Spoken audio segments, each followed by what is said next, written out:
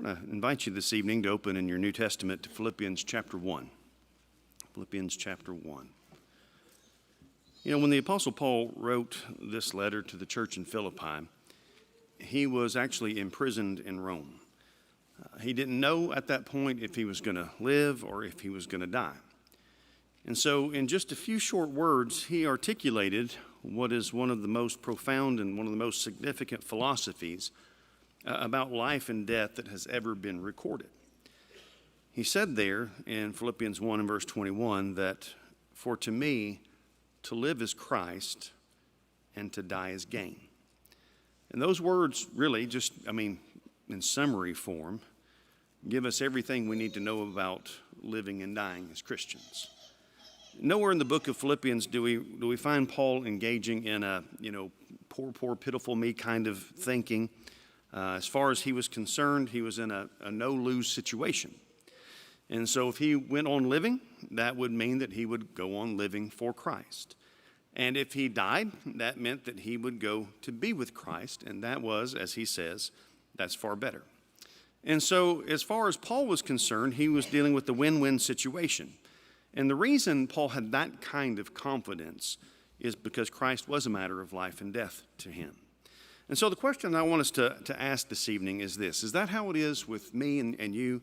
Do we summarize life and death in terms pertaining to Jesus? We recognize as we look at our world today that most people don't do that. Most people live according to another brief and yet entirely different philosophy of life and death that goes something like this: to live is me, and to die is tragic. And that's not to say that many of these people who take that kind of philosophy for life and death, that they are not religious people. Many of them are. But I think those words sum up the attitude of most people in our world today about living and dying. And what we need to understand really ultimately, and Paul teaches us that in this passage, is that me is a very small reason for living in the whole scheme of things. And it ultimately leads to a very unfulfilling or an empty sort of life. And I think that's one of the reasons why there's so much despair in our world today. There's so much depression in our world today. There are a variety of reasons for that, but that's one of the reasons we see that. And it seems to me that there are a lot of people who have two great fears that dominate their lives.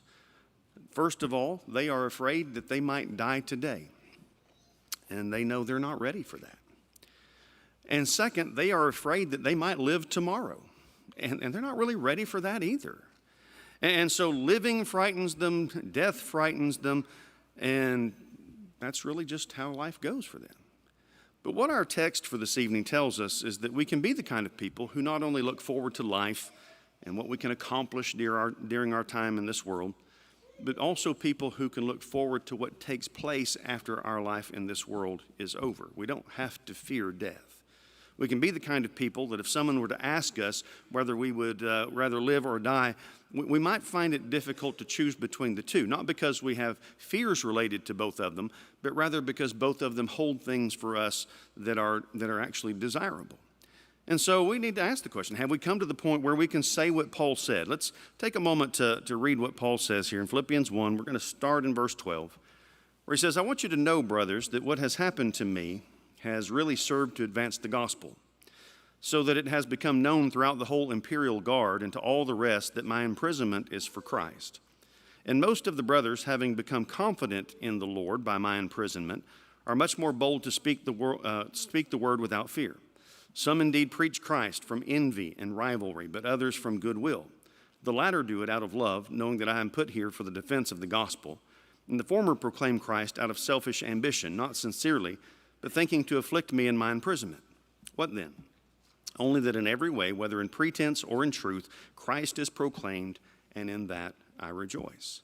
Yes, and I will rejoice, for I know that through your prayers and the help of the Spirit of Jesus Christ, this will turn out for my deliverance, as it is my eager expectation and hope that I will not be at all ashamed, but that with full courage now, as always, Christ will be honored in my body, whether by life or by death. For to me to live is Christ, and to die is gain. For if I am to live in the flesh, that means fruitful labor for me. At which I shall choose, I cannot tell. I'm hard pressed between the two. My desire is to depart and be with Christ, for that is far better. But to remain in the flesh is more necessary on your account. And convinced of this, I know that I will remain and continue with you all for your progress and joy in the faith, so that in me you may have ample cause to glory in Christ Jesus because of my coming to you again, Paul says. When we look at this, just ask the question, what was it that Paul was saying here in this passage? There are a couple of things he is pointing out. One thing he says is that Christ provides the purpose and the joy for living. As I've already said, many people in this world are dissatisfied with their lives. And contrary to what seems to be popular opinion, the problem with most people in our society is not that they don't have enough to live on. That's not really the biggest problem. The problem is that they don't have anything to live for. And you may have noticed that. You may have noticed that people think that the cure for their dissatisfaction, the things that, that they long for, is, if I could just get that new job, or if I could maybe get a promotion, or if I could get something along those lines. And yet here's how it turns out for them many times. They work hard. They get the kind of job they want. They get a few promotions along the way. They get the house that they've always wanted. They come to the point where they retire. And then they look at it and say, is this what I've spent all of my life working toward? Is this it? And they look back at their lives and they realize that it hasn't really been all that significant. And deep down, I think that's what people want out of life. They want to live lives that are significant. And what Paul tells us in our text is that life was meaningful to him. And the reason it was meaningful to him is because his purpose in life is something that truly mattered.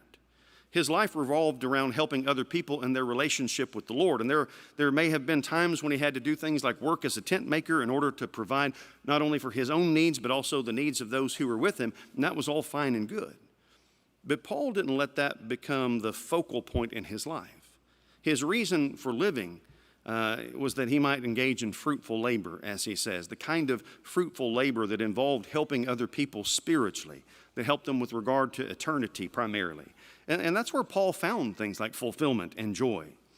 He would say in 1 Thessalonians chapter 2, verses 19 and 20, he would ask the question, what is our joy or hope or crown of boasting before our Lord Jesus at his coming? And then he would say to them, is it not you?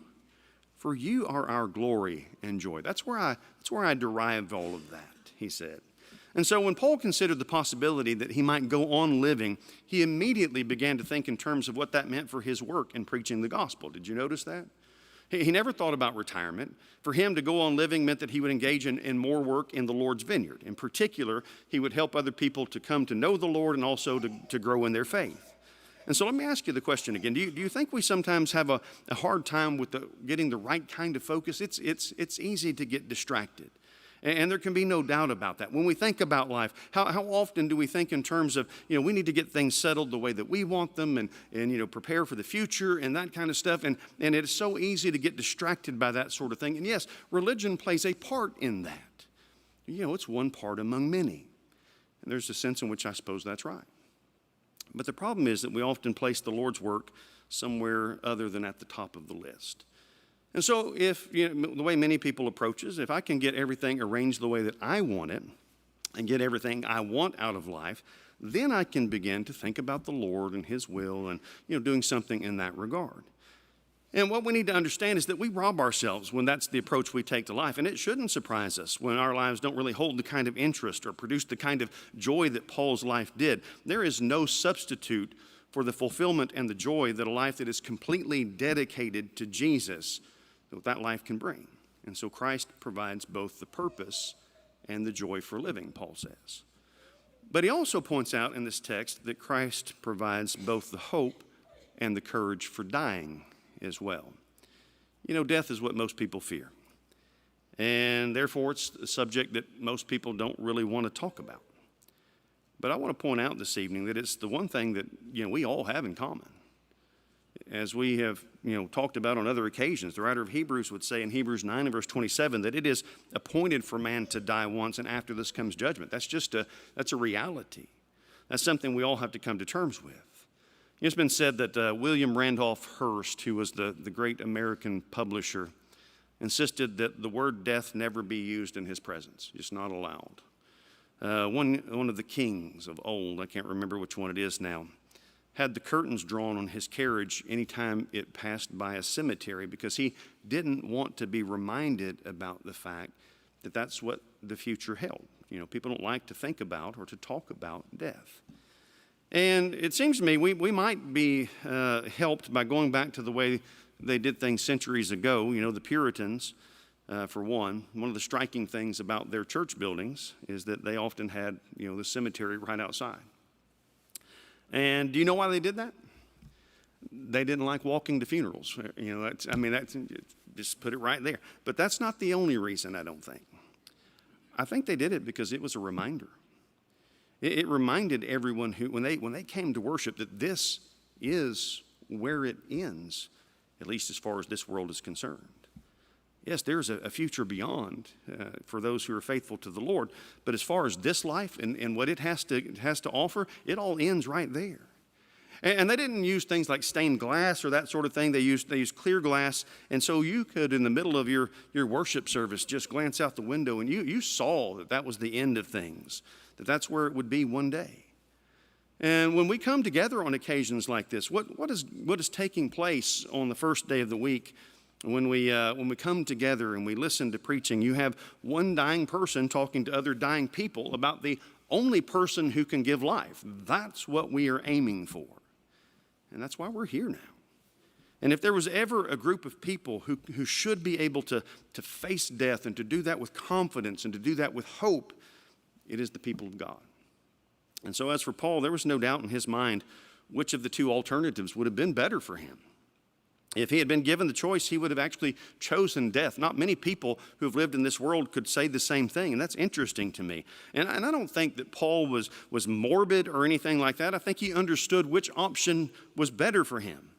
Which one would you pick if you were in his place? Would you pick another opportunity to be shipwrecked, or would you pick the opportunity to go to paradise? Would you rather run the risk of being stoned and left for dead outside the city walls again? Or would you rather depart and share in the glory of Christ? And when you put it in those terms, it becomes clear to depart and be with Christ was far better, as he said. Do we ever feel that way? Do we ever look forward to going home to be with Christ? As far as Paul was concerned, I don't think he would have hesitated to choose death over life if it weren't for the fact that he was still needed. Work still needed to be done. He wanted to be with Jesus more than anything else. We have to ask ourselves, do we share that desire, or does this world hold so much for us that we can't imagine letting go of it? Do we ever look forward to what is to come? Do we ever feel like, we are not at home in this world? And the reason I ask that is because we're not at home in this world. Or at least we shouldn't be. I think Paul understood that. And when he said that his desire was to depart and be with Christ, he kind of used an interesting word there. The word that Paul used that is translated depart here is a word that was used in connection with a soldier who was pulling up his tent pegs and folding his tent and leaving, departing. Any soldier would look forward to the day when he could pull up his tent pegs, pack his tent, and make his way for home. And do we understand that this body that we've been given, at least in its present state, was never meant to be a permanent dwelling place? That's not the Lord's will for it. It's not something we ought to desire either. I don't know about you, but I don't know many people who want to take up permanent residence in a tent. That's just not how that goes. That might be fine for a while, but eventually it leaves you wanting something better. And what the scriptures tell us is that there is something better that awaits us when this life is over. When Paul wrote to the Corinthians in 2 Corinthians chapter 5 in the first few verses, he would say to them there, we know that if the tent, that is our earthly home, is destroyed, he's talking about our bodies, we have a building from God, a house not made with hands, eternal in the heavens. For in this tent we groan, longing to put on our heavenly dwelling, if indeed by putting it on we may not be found naked. For while we are still in this tent, we groan, being burdened, not that we would be unclothed, but that we would be further clothed, so that what is mortal may be swallowed up by life. And he who has prepared us for this very thing is God, who has given us the Spirit as a guarantee. We want something more permanent. We want something that is, we don't want the tent. We want the permanent dwelling place. Do we ever get homesick for that? Paul said that Christ provides the purpose and the joy for living, and he provides the hope and the courage for dying. So what about us? What can we say? Can we say that we have the certainty of salvation? There's one thing that can be said about the Apostle Paul is that he was absolutely certain about what would happen to him if he died. Did you notice that? He knew that to depart was to be with Christ. There was no question about that in his mind. He knew where he was going. And the last words that we have from the pen of the Apostle Paul, almost towards the very end of what he wrote, in 2 Timothy chapter 4 and verses 7 and 8, he would say there, I have fought the good fight, I have finished the race, I have kept the faith, and henceforth there is laid up for me the crown of righteousness, which the Lord, the righteous judge, will award to me on that day, and not only to me, but also to all who have loved his appearing. He believed that that's where things were headed for him, that that's what was awaiting him. And his confidence was not self-confidence. That's not what was going on there. It wasn't confidence in someone or something that would ultimately let him down. His confidence was in the one who had made that salvation possible in the first place. It was in Jesus. I remember reading an interview one time with the astronauts who walked on the moon. And the reporter asked one of them, when you were walking on the moon and you looked up into the sky, and you saw the little blue ball called Earth, what were you thinking? And he said, I remember thinking that our spacecraft was built by the lowest bidder. That does not engender confidence, does it? Some question about whether or not what you are relying on is reliable.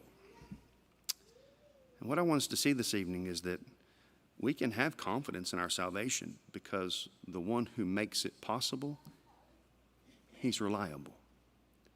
We can have it because Jesus is the one who guarantees it. And I don't mean to say that we don't have anything to do with our salvation, because we do. In the next chapter, Philippians 2 and verse 12, Paul is going to talk about us working out our own salvation and doing that with fear and trembling. But what I'm saying is that nothing should be able to shake our confidence if we are faithful children of God, because our salvation stands upon the promises of a God who is faithful. And so can we say that we have that certainty of salvation? Can we say that we accept the necessity of service? In our text this evening, Paul said that life shouldn't be measured by duration. It's not how long you're upon the earth. It ought to be measured by donation. How much of yourself do you give is the question. What are you going to do with the amount of time that you're given in this world, brief as it may be? Are we choosing to be instrumental in helping others, or do we just live for self? Louis Pasteur, the famous immunologist, sought for years to find a way to help people with rabies. There was a time when if you contracted that, it was pretty much the end. And so thousands upon thousands of people died each year during his lifetime as a result of contracting that disease. And when he was getting close to what he thought might be a cure, there was a 9-year-old boy who was brought to him who had been bitten by a rabid dog, and his mother pled with Mr. Pasteur to try the antidote on her son. His name was Joseph. And he agreed to do it, and he gave the boy shots for 10 days, and he lived. And years later, after years of awards and honors, he was asked what he would like for his tombstone to say. And he said that he wanted 3 words to be on his tombstone. Joseph Meister lived. I want it to be known. I made that contribution. And so let me ask you, what are we going to do with our life that matters in the long run? That even really, ultimately, it doesn't compare to the spiritual things we're talking about. And I'll tell you what, Joseph Meister lived, but he's not right now. He went on to die eventually. What are we doing with our lives that are going to matter in the long run when it comes to eternity? There are basically 2 choices each of us are presented with, and that is we can either live for self or we can live for others. And Jesus said that his disciples have to accept the necessity of service. In Mark 9 and verse 35, if anyone would be first, he must be last of all and servant of all. That's the mindset. That's the one that Jesus demonstrated. To live that way is simply to embrace living like our master. And so in Mark chapter 10 and verse 42, Jesus would call his disciples to him, and he would say to them, you know that those who are considered rulers of the Gentiles lord it over them. They are domineering, is the idea. and their great ones exercise authority over them. But it shall not be so among you. But whoever would be great among you must be your servant. And whoever would be first among you must be slave of all. For even the Son of Man came not to serve, but to be served, or not to be served, but to serve, and to give his life as a ransom for many. We have to embrace that same kind of lifestyle. We have to be servants. And third, can we say that we understand the security of sacrifice? Paul was willing to give up everything. He was willing to give up everything that he had. And the reason Paul was willing to give up everything is because he understood something. He was willing to give up everything he had in life for Christ because that was better. Maybe people who look at that and think, to give up everything, what a sacrifice that is. And that's true. It was a sacrifice. But there's one thing I think Paul understood, and that is that what he gave up really was ultimately nothing compared to what he would ultimately receive. He knew that when he died, it would be great gain. I have to tell you, just confession right up front, I am not a financial genius. And just in case you might be wondering, but I understand something about what it takes for something to be a gain. If something is to be a gain, what you get has to be greater than what you invest. I know that's simple. And even I can understand that. But I think that's the principle at work here. I think we sometimes focus so much on what the Lord requires of us. We're like, oh my goodness, we've got to do this and we've got to do that and we can't do this and we can't do that. And we think about what the Lord requires of us so much that we forget what the Lord is going to provide for the people who belong to Him. And we need to understand that what we have to go through in our service to the Lord, it pales in comparison to what we're going to receive when this life is over. It doesn't matter what it is that we go through. Paul understood that, it seems to me. And so in passages like 2 Corinthians chapter 11 and beginning in verse 23, Paul would give us that long list of things that he had endured.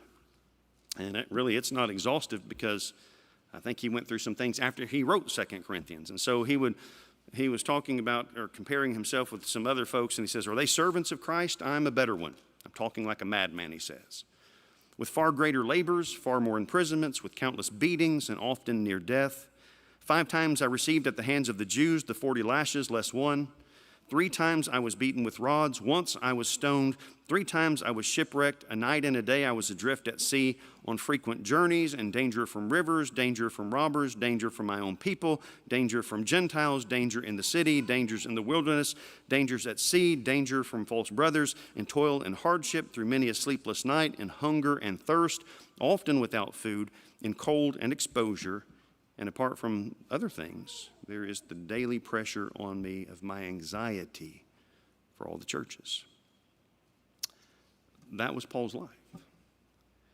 And he would say, a little bit earlier in that same book, 2 Corinthians chapter 4 and verse 16, beginning, we don't lose heart. Though our outer self is wasting away, he says, our inner self is being renewed day by day. For this light momentary affliction, that's kind of a strange expression for a guy who's going to go on to write what he does in chapter 11. This light momentary affliction is preparing for us an eternal weight of glory beyond all comparison.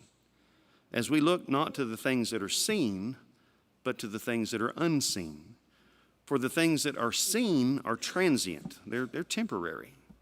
But the things that are unseen, Paul says, they're eternal.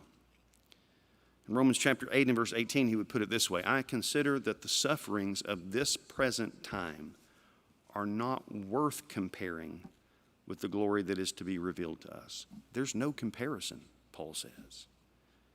The best I'm able to tell, no one who has ever completely given their life over to the Lord has ever come to regret that in the end.